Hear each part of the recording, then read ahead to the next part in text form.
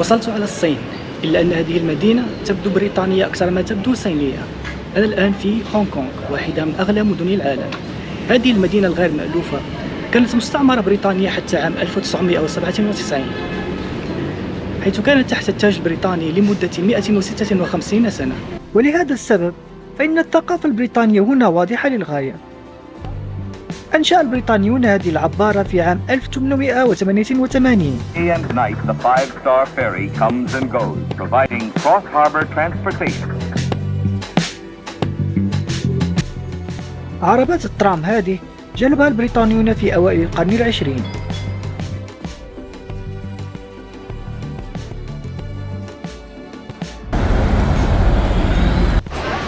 أما بالنسبة إلى الحافلات ذات الطابقين فهي نفسها الموجودة في بريطانيا.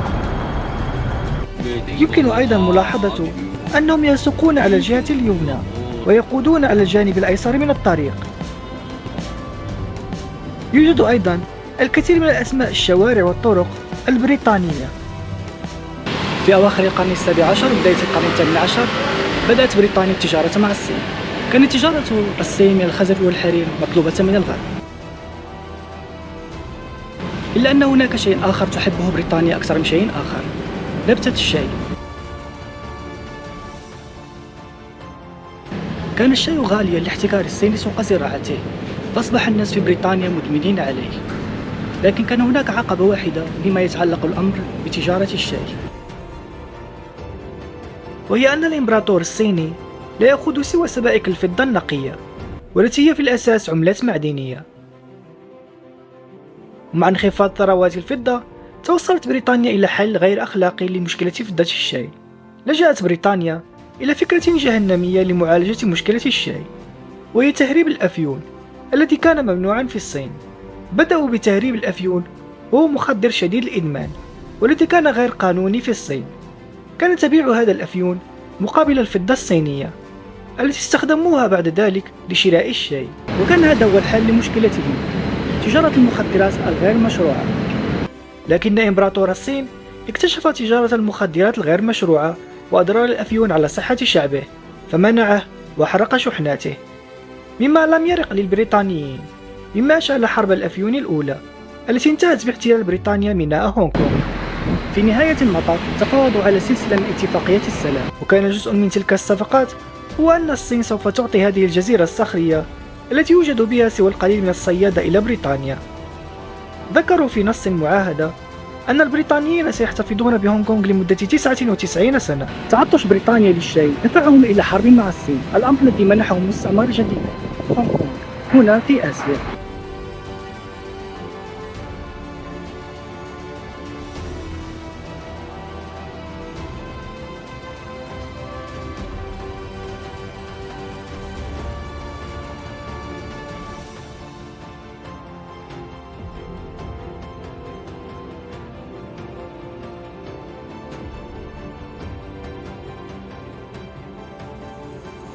يوجد هنا حدود مع الصين، وهي تعتبر من أغرب الحدود، ليس فقط لأنها تقسم نفس الدولة، بل أيضا لأن لها تاريخ صلاحية: الأول من يوليو 2047. كانت هونغ كونغ مجرد مجموعة من الجزر الصخرية الخاوية التي تحتوي على القليل من قرى الصيد. تحت الاستعمار البريطاني تفجر اقتصاد سكان هونغ كونغ، وبالرغم من أن معظم سكانها كانوا بشكل أساسي مكونين من المهاجرين الصينيين، أصبح مجتمعا يختلف كل الاختلاف عن بر الصين الرئيسي. إحدى المعاهدات التي وقعتها الصين مع بريطانيا نصت أن تكون هونغ كونغ مستعمرة بريطانية لمدة 99 سنة، والذي عني بأن الاتفاقية ستنتهي بشكل رسمي في عام 1997.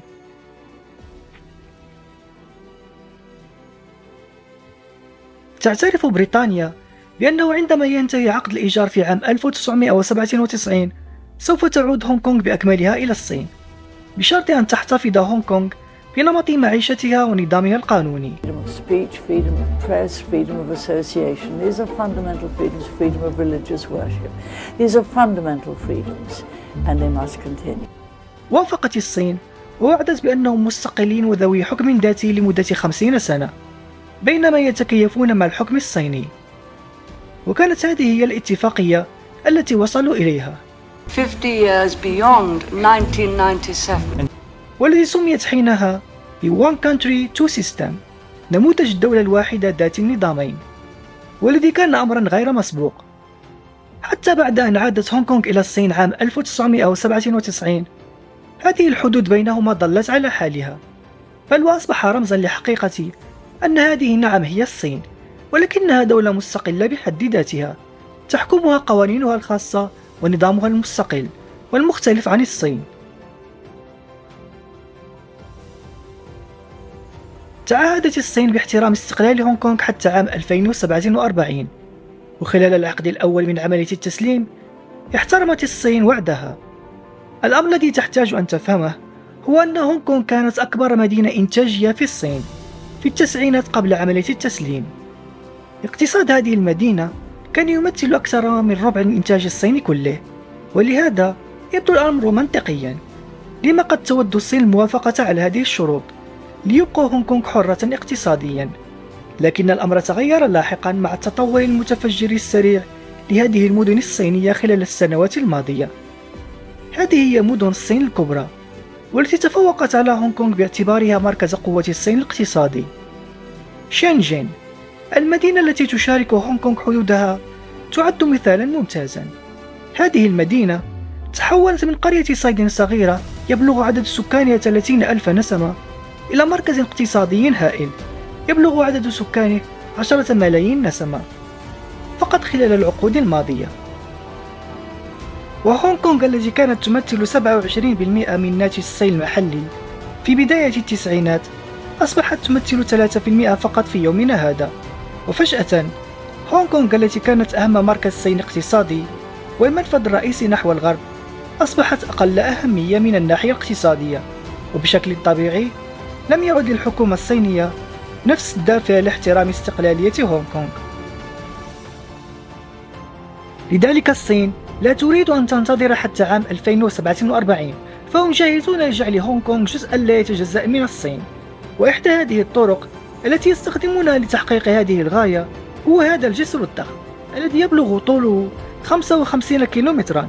إنه أطول معبر بحري وأطول وصلة ثابتة في البحر المفتوح في العالم، حيث يربط هونغ كونغ وماكاو بتشوهاي، وهي مدينة رئيسية تقع على دلتا نهر اللؤلؤ في الصين.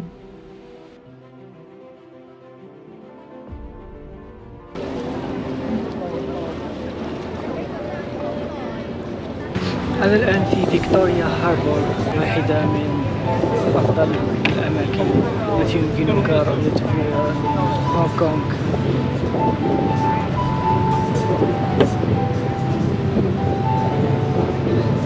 هناك العديد من المراكب التي تمر من هنا.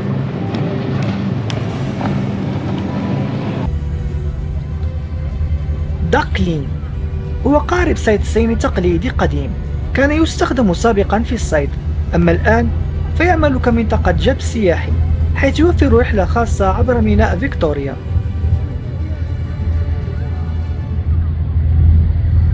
لدى هونغ كونغ أكثر عدد ناطحات سحاب في العالم، والتي تفوق بها على الكثير من المدن كشنجين ونيويورك. يقومون ببناء ناطحات السحاب لتوفير المساحة بسبب الكثافة السكانية المرتفعة وندرة الأراضي الصالحة للبناء.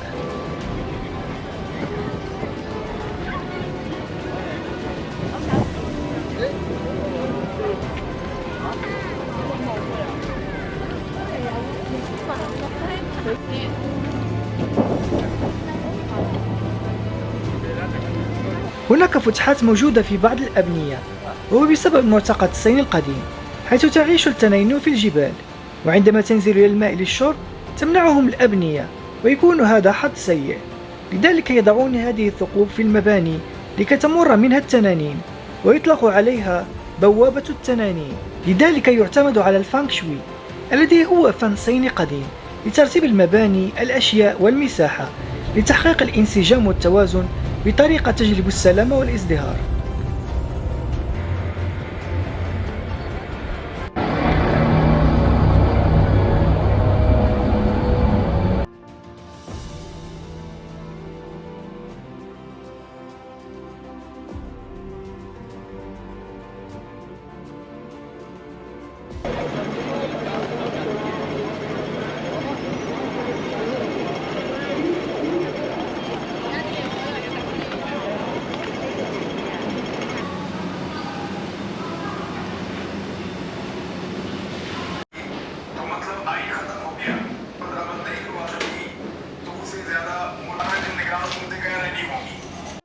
وصلنا الآن على الغرفة التي سوف نقطن هنا فيها، إلا أن الغرف هنا صغيرة جدا نظرا لارتفاع أسعار العقارات.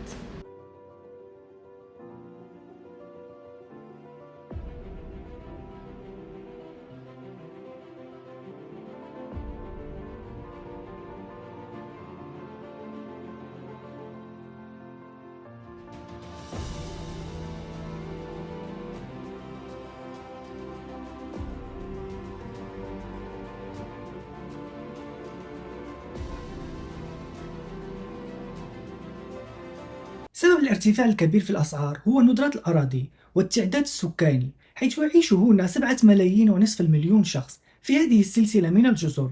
نفس القصة في الكثير من الأماكن التي نفدت منها الأراضي، حيث يرتفع الطلب عليها كنيويورك وسان فرانسيسكو. 75% من الأراضي في هونغ كونغ لم يتم تطويرها، بعضها جبلي وصخري وليس من السهل البناء عليه، ولكن هذا ليس هو السبب. التفسير الحقيقي هو أن الحكومة تملك كل الأراضي في هونغ كونغ وتؤجرها للمطورين عادة لمدة 50 سنة في عملية مزاد، ويحصل أعلى مزايد على العقد. مع هذه الأراضي النادرة والقيمة المخصصة للإسكان، الكثير من الشركات العقارية تأتي من الصين مع الكثير من الأموال وتتنافس في هذه المزادات، والتي ينتهي بأسعار فلكية كمثل هذه القطعة الأرضية التي بيعت ب 2.2 مليار دولار. والأمر الثاني هو الجزء المتعلق بالضرائب، حيث أن الضريبة المنخفضة في هونغ كونغ تجذب الكثير من المستثمرين، فلهذا الضريبة المنخفضة تدفع الحكومة إلى أخذ أرباح من مصادر أخرى، وهي مبيعات الأراضي التي تبيعها أسعار فلكية دون الحاجة إلى زيادة الضرائب على الأشخاص أو الشركات. شبكة القطارات هنا في هونغ كونغ صعبة جدا. في اليوم الأول وجدناها صعبة جدا، ولكن مع اليوم التالي سوف تتعود عليها وستجدها سهلة. الآن نحن متجهون إلى وجهتنا التالية.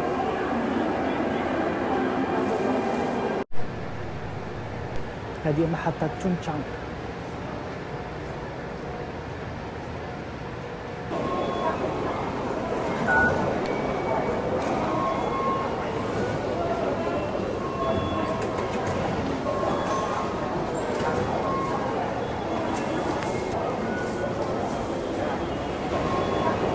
من الأشياء الغريبة هنا أن هناك بعض المحطات التي تمر تحت ميناء هاربور الذي يعد رابع أكثر موانئ الحاويات ازدحاما في العالم. وأيضا ستتعجب من عدد الطوابق التحت أرضية الموجودة في بعض المحطات التي يصل عددها في بعض الأحيان إلى 6 طوابق. عدد الأشخاص الذين يستقلون القطار في هونغ كونغ كل يوم هو 5.9 مليون شخص، أي أكثر من عدد سكان النرويج وسنغافورة، وذلك بسبب أن لدى هونغ كونغ نظام نقل متطور وفعال يربط المناطق الحضرية وضواحيها بسلاسة، حيث تعد سكة القطارات المكونة من 12 خطا و93 محطة مسؤولة عن نقل معظم سكان المدينة البالغ عددهم 7.5 مليون نسمة. وعلى عكس أي مكان آخر في العالم، فإن وسائل النقل العام في هونغ كونغ تدفع تكاليفها بنفسها، فهي مربحة للغاية لدرجة أنها تدعم الحكومة وليس العكس. في معظم المدن حول العالم ينظر إلى النقل على أنه منفعة عامة، والذي يعني أنها ليست مفيدة سياسيا، والتي يتم التعامل معها كرعاية اجتماعية ويدعمها الجميع.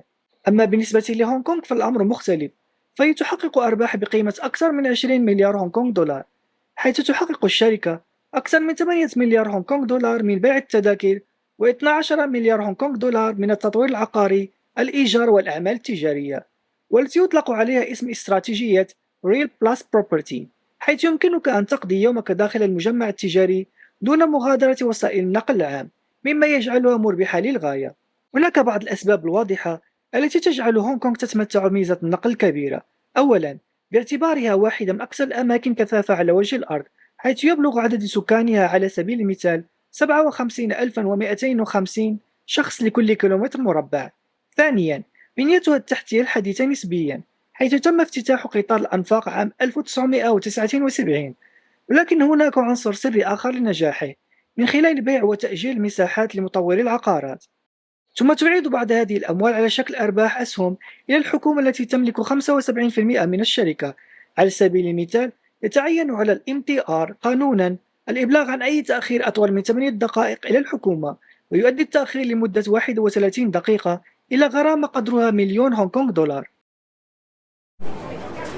من أكبر المشكلات الموجودة في هونغ كونغ أنه لا يمكنك التواصل مع الناس هنا لأنهم لا يتحدثون الإنجليزية. نحن متوجهون إلى غونغ بينغ 360.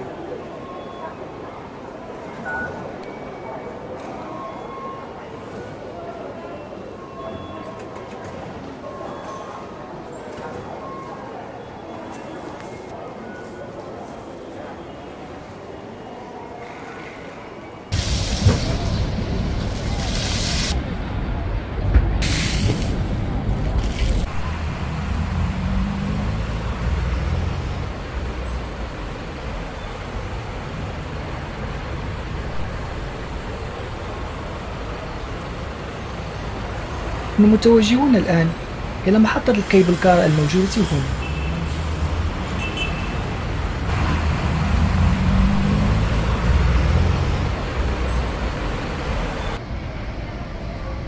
غونغ بينغ كيبل كار.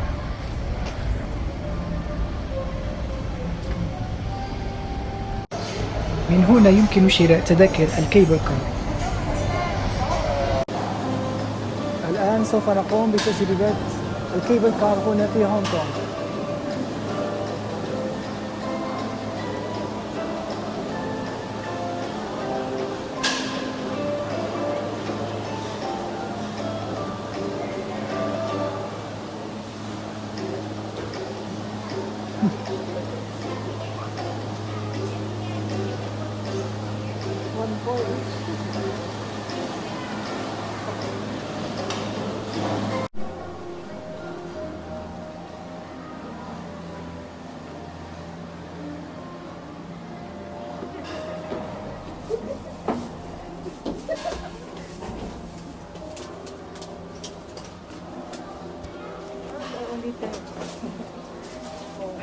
It's fine.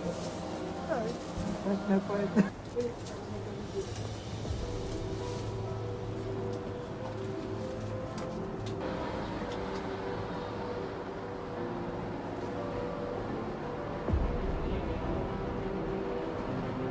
تستغرق رحلة الكيبل كار حوالي 25 دقيقة، حيث يربط كيبل كار غونغ بينغ بين وسط مدينة تونغشان وغونغ بينغ في لانتاو آيلاند، ويبلغ طوله 5.7 كيلومترات.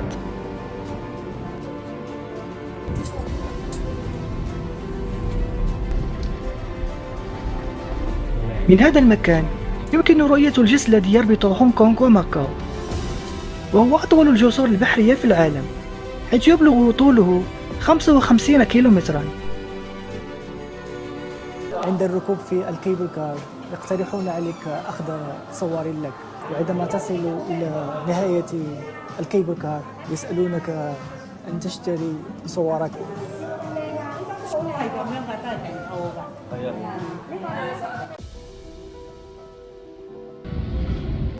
بواسطة الكيبل كار وصلنا على جونغ بينغ في لانتاو آيلاند، حيث يوجد تمثال لبوذا يفوق 34 مترا، وهو مصنوع من البرونز. جزيرة لانتاو أكبر جزر هونغ كونغ، تقع غرب جزيرة هونغ كونغ عند مصب نهر اللؤلؤ، وهي ثاني أعلى قمة في هونغ كونغ، حيث يبلغ ارتفاعها 934 مترا فوق مستوى سطح البحر، وتشتهر بمناظرها الطبيعية الجميلة بما في ذلك الجبال والشواطئ ومسارات المشي الطويلة. تم تصميم القرية لتعكس الهندسة المعمارية الصينية التقليدية.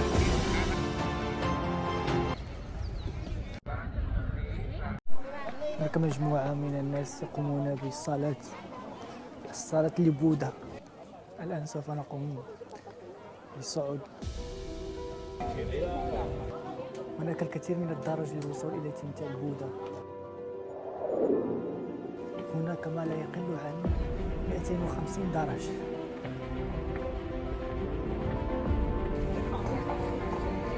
بيج بوذا هو تمثال برونزي كبير بارتفاع 34 مترا، يشتهر بكونه أكثر مناطق الجذب شهرة في لانتاو آيلاند، والذي تم بناؤه خلال 3 سنوات والانتهاء منه عام 1993.